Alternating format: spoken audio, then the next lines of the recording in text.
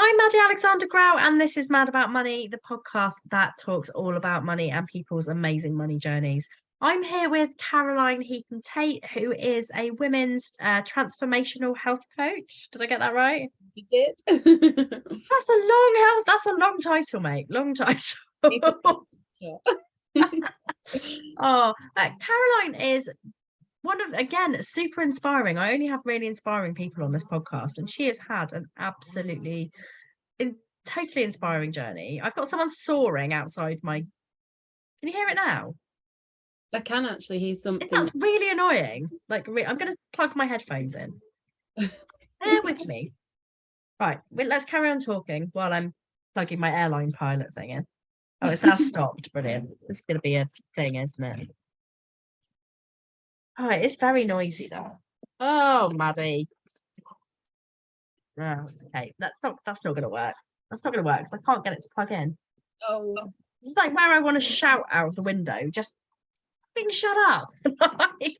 We'll just ignore it. Is it really bad? No, not at all. It was only briefly. We heard it for a couple of seconds and now it's gone. Okay, fine. That's all right then. We'll go with that. Anyway, back to the story. I don't edit these podcasts, so you can never really tell where it's going to go. Mainly because I'm so lazy. As I was saying, Caroline is incredibly inspiring, and I'm really excited for her to tell her story. Caroline, let's talk first of all about what you do. So tell me a little bit about you. Okay, lovely. Thank you so much. I'm really excited to be here and share with you. So I'm a women's health transformation coach. I've been doing that now for 8 years in my own company. Absolutely love what I do. I'm an full-time early years lead primary school teacher that absolutely loved teaching, but was massively in a state of burnout. And during my I'm sure this will come out in my story as I start to explain more, but during my own health journey, whilst I was kind of pursuing my own genetic family kind of history to find out whether or not I had breast cancer gene, whether or not I carried it. And during that time, when I had life-saving treatment, I was off.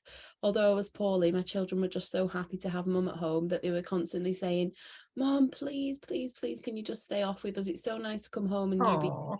I know, and I realised more and more that I was just working ridiculous hours, and what for? Because I was only ever as good as the last Ofsted report or whatever it was that was going on in school, and the pressure was constant.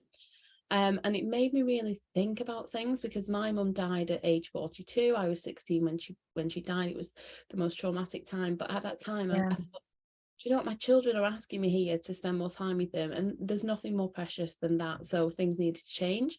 So that's when Strawberry Rose Farm and Release Your Inner Goddess, my 2 businesses, were born.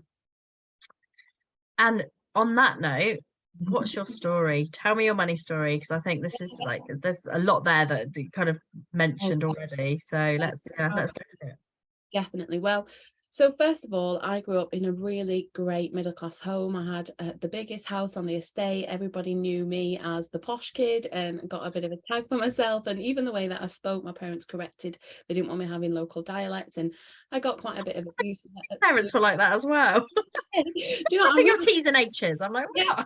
Absolutely. And I'm so grateful for that now, because I really am pleased that they did that with me. And mum and dad both had incredible jobs. They were both great at their careers, both in business management, and we had a lovely family home, and we had 2 cars. You know, we went on holiday every year. We were the first in the street to get Sky TV. I remember that well as a big thing, and going on holidays abroad was just incredible, and so many wonderful experiences. And then at age 9 for me, mum was taken in hospital. I remember it like it was yesterday.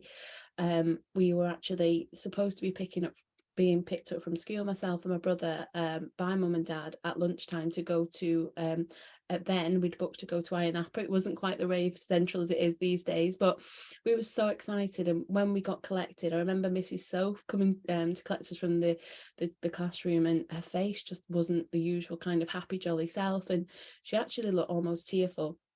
Dad was a reception and he'd come to collect us, and we're in the car and we could just sense the atmosphere straight away. Mum's really poorly and we're really, really sorry, but we're not going to be able to go on the airplane this afternoon. 9 and 7, Oh. absolutely traumatized. And obviously, from a child's point of view, that was like devastating in itself. Obviously, Yeah. we know that that's more horrendous what Mum was going through, but they protected us well. They kept us in a bubble. From the age of 9 to being 16, I was there as kind of, well, from being 9 to probably 12, I stepped into just kind of a bubble where I was very well protected by family members, because Mum had cancer and it was the first time I'd heard that in my real family. So that was huge. And then from age 11, when Mum cancer returned and she was very poorly, the whole of my high school years, I was just kind of like a second carer with Dad looking after Mum, and my whole life crumbled around me. Although we still had the outside everything that looked fabulous, on the inside this trauma was far too much. We were such a close family. I was always best friends with Mum. We did everything together, and it was just turmoil. And I remember even we had a lovely study, and I remember Mum had a key ring that said "rich bitch" on it in a gold oval, and I thought, that's going to be me one day. I always had these aspirations, and I can't wait to, have a purse like Mum's that's filled with money. And it was incredible as a young child. And then it just all changed kind of what felt like overnight. Mum died in 1996, saddest time of my life. And because I was kind of like the only woman left in the house, I stepped up to the plate to be almost mum to my dad and to my brother at the time. So my childhood was kind of taken in the sense that I became this adult very quickly. And I craved and massively craved having my own family and feeling part of a family unit again. Nothing could replace this huge gap that I've now got. I was being asked at the time to pursue my own genetics to find out whether I carried the gene, but age 16 me just wasn't brave enough. Age 17 me wasn't. So things changed. We went from having 2 incomes coming into just one. Dad, which was incredibly inspiring to us, started up his own business at that time, because he actually retired due to looking after my mum on sick health. He retired to look after her full time on the Friday when she passed away on the Sunday. It was very sudden, a lot more. Yeah, everything was just so unreal. It was just a crazy tragic time, and I remember it like yesterday in some respects. So with that in mind, I then kind of started to want to earn money for me, because I knew that Dad had a huge amount of responsibility. He was busy. Bear with me, Caroline. I'm going to try and close a window. That's slightly better. Oh, good. I really hope that it doesn't like ruin the podcast and we're going to have to do it again, because that would be really annoying. But yeah, anyway, carry on. Sorry. No worries at all. So then obviously, as you can imagine, things changed. I wanted to earn my own money, have my own family. Very quickly met a guy, and he was, at the time he was a rock for me, but he wasn't the most supportive. We were only 20. We got married very young. We bought a new house. We had a big mortgage, and I was just earning enough. I massively developed anxiety around health. I thought that every single sniffle I was going to die. It was really a time. That anxiety turned into huge panic attacks at times, and my whole world just basically crumbled through the grieving process. So for me, something that started to play on my mind often was my mum's mum had always said, my nan, who I adore dearly, she was with us to the ripe old age of 92, fit as a fiddle, and very inspiring and such a great role model in my life. Although she did instill in me some not great for money, some great money blocks. They weren't great for me, these affirmations. She basically was saying that God's good to those that are good, and what health is by far better than wealth. We don't need wealth, we need our health. And it was almost as though you can't have them both in synchronicity. And that's something like, because of the panic attacks and anxiety I was suffering at the time, I clung on to that so much. And I used to think, how am I so lucky? I had my little boy, I was 23, and then my daughter at 26. And I used to think, how am I so lucky? Is something going to happen to me or them health wise? Because any sign of a bit of promotion coming my way or anything like that, I would start to panic that it was very, very disturbing. So it wasn't until I left a non-supportive partner of 13 years, which was the hardest thing to do, and start to do some inner work on me and start to reinstill that I'm not here just to be kind of a sponge for those around me and absorb their grief and stress. I'm actually important too, and I have a very important mission to deliver. So it was all part of the process. And when I finally met my now husband, who I adore, who's very supportive, and his mum had gone through breast cancer, and he knew instantly, is like, the first thing we need to do is get you tested and make sure we're dealing with this. So at age 33, I went for breast cancer checks. It took 18 months to get confirmation because my mum wasn't living. It was really hard in that process, and found out that actually the chances of me getting cancer before the age of 40 was 1 in 2. So at the time, my daughter was 9, and she was the same age as I was when my mum got breast cancer. It was a no-brainer for me. I just wanted to do the quickest thing to make sure that I was here for them and healthy. So I had life-saving surgery, and during that time, as I say, my children were so happy to have me home, even though I wasn't well. I was recovering from surgery. It was then that Strawberry Rose Farm was born, and I did so much internal self-development, personal development over the last 8 years, but from that day forward, on how to eat, how to heal myself from within, how to ensure I'm dealing with the root cause of problems. If I need energy, what kind of foods can I eat to help give me them, rather than surviving on caffeine and sugary foods that are just creating adrenal fatigue and all of that. And that, I found that was actually contributing to a lot of the anxiety I was having, because I was constantly living in this caffeine boosted, adrenaline boosting lifestyle and accepting that as the norm. So I realized very quickly that I've been blocking money from coming to me in my life, and I did the work around that. I got into The Secret, Rhonda Byrne, absolutely loved that, and the Law of Attraction.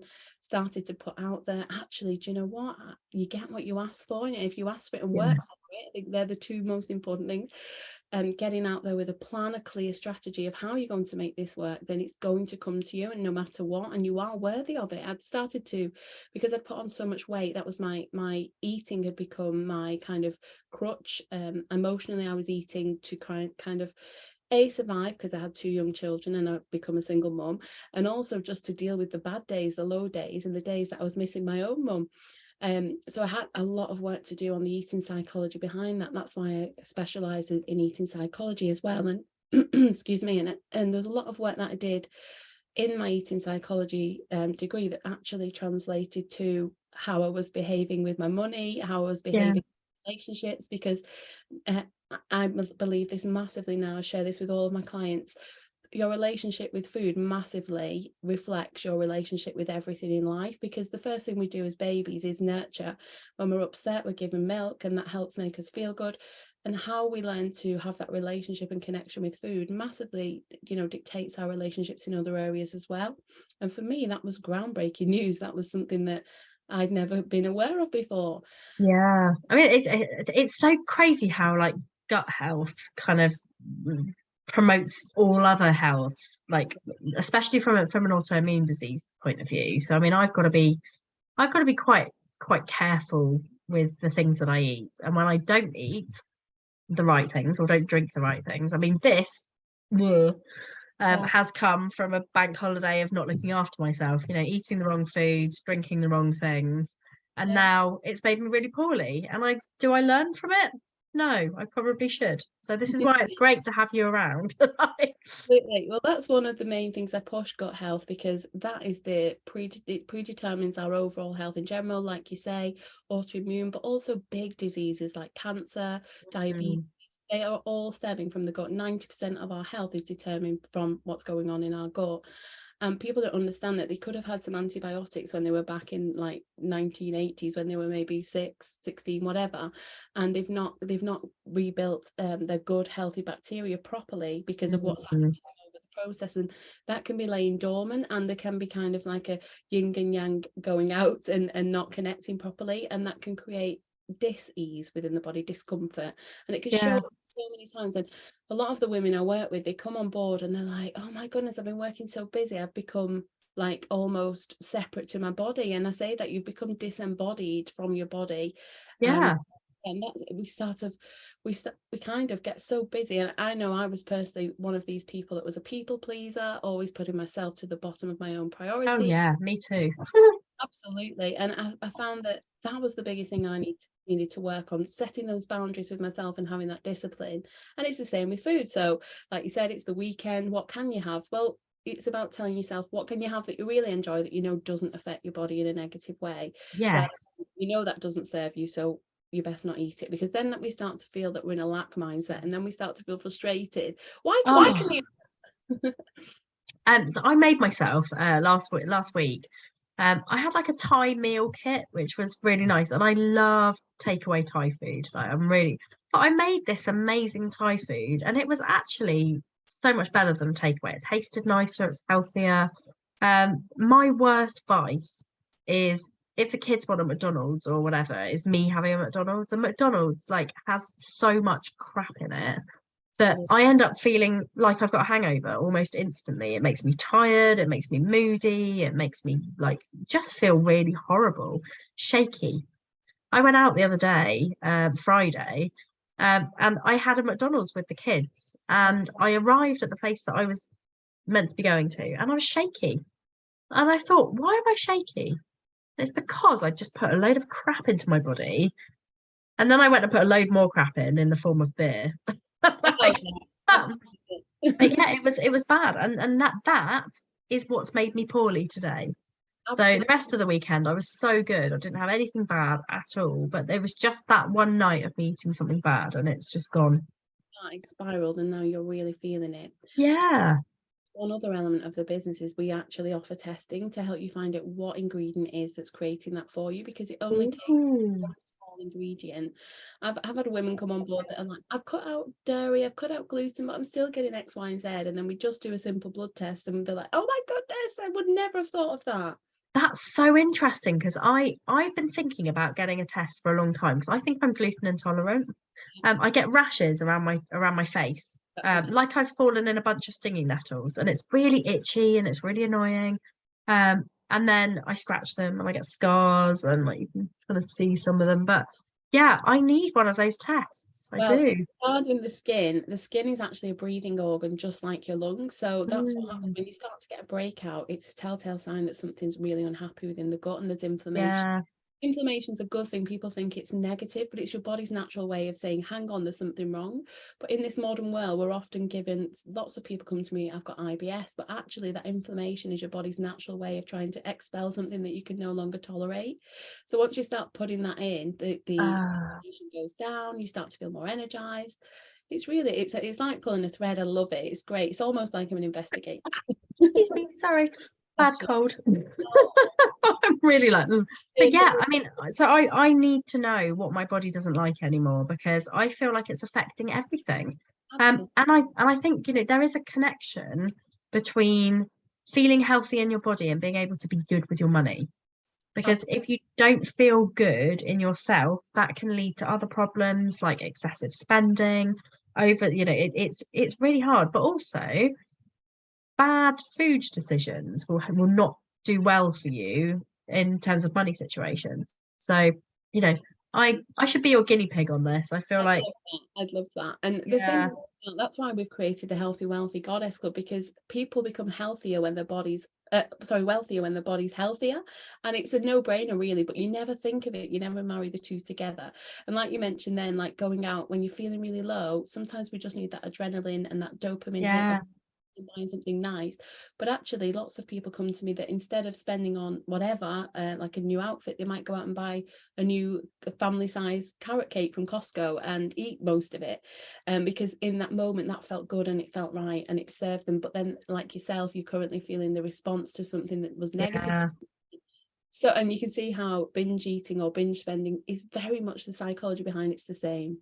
Yeah, absolutely. And especially for people who have got ADHD. I mean, I'm very much a dopamine hunter in any way, shape I can get it. Like it's really bad. So I think, yes, we definitely need to do this. Caroline, I am so in awe of what you do and the journey that you've been on. You know, it's so brave and, you know, especially coming to talk to me about it. So thank you for being on. What's next for you? Okay, well, thanks so much for having me. I adore you, and I think what you're doing right now is just you made me blush. I'm so hooked on your new app. It's got me going, and I love your logo and branding. It's so funky, and it really thank you. So as for me, I am absolutely so passionate about helping women all over the world come together, and the pandemic helped me reach out and expand globally, which has been wonderful. I've got some amazing clients over in Canada, and that's been a great thing for me. And with that in mind, I've created the Healthy Wealthy Goddess Club. It's launching in May, and it's basically me on tap whenever you want me, tapping into gut health, menopause, lifestyle changes, binge eating issues, anything like that, energy boosting, why you should probably stop visiting the doctors for things that are just blocking symptoms that aren't serving you, and get to the root cause instead. And also, as I mentioned, that wealthy goddess contribution side, where you're actually stepping into the wealthiest version of you when you're your healthiest best self, because you know how food can make us feel like, oh, really sluggish and not productive. Well, we need to stop that. And it's quite simple. Once we do the test, we find out what's going on, we can get you feeling wonderful and energized. So I'm so excited to launch that. I'm so excited to do it. I think it's going to be absolutely amazing. It's been so nice to have you. Caroline, where can people find you? Okay, I'm on LinkedIn. You can find me over there, Caroline Heaton-Tate. I have my website, carolineheatontate.com, or you can find me on Facebook and Instagram too. Amazing. It's so lovely to have you. Guys, if you're listening to this podcast on Spotify or Apple Music or YouTube, you're in the wrong place. You need to be listening to this podcast in the Mad About Money app. You can find all of the stuff in there, and also, you know, massively great specialists who are going to be helping you with your financial journey and your well-being in general. So this has been the Mad About Money podcast. You can download the Mad About Money app in app stores or at madaboutmoneyofficial.co.uk. And you can find me on all socials as Mad About Money, apart from Instagram, where I'm Maddy About Money because someone stole my name. Anyway, we will see you guys next week. Thanks for listening.